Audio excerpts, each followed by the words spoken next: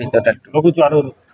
অভিযানের বিস্তারিত বলতে আমরা তো শুনে আসছি যে এখানে অবৈধভাবে তৈরি হচ্ছে বিভিন্ন বালাইনাশক যেগুলো শিশুদের ক্ষতি করছে, অর্থাৎ আমি দেখলাম যে যে রেজিস্ট্রেশন গুলো আছে সেই নামে আমি প্রোডাক্ট ওইখানে দেখলাম না, যে যে নামগুলো পাইছি সেগুলো আবার এপি নাম্বার মিলে না, অর্থাৎ এটাকে আমরা বলতে পারি যে অবৈধভাবে তৈরি হচ্ছে। পরবর্তীতে তো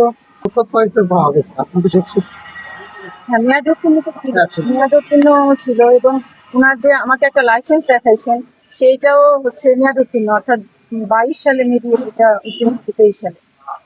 আপনার এখানে আশ্চর্যের বিষয়টা আসলে কি ছিল, যেটা আপনারা স্বাভাবিক মনে করেন না? না, মানে অবৈধভাবে যে কীটনাশক তৈরি হচ্ছে এটাই তো খুব আশ্চর্যের বিষয়।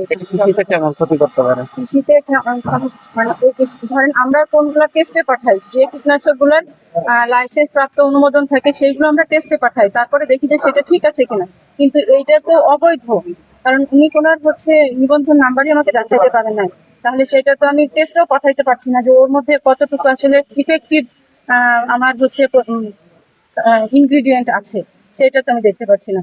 ফার্স্টলি আমি দেখতে পাচ্ছি যে হ্যাঁ অবৈধভাবে কিছু এখানে তৈরি হয়েছে, এটাই আমি বুঝতে পারলাম।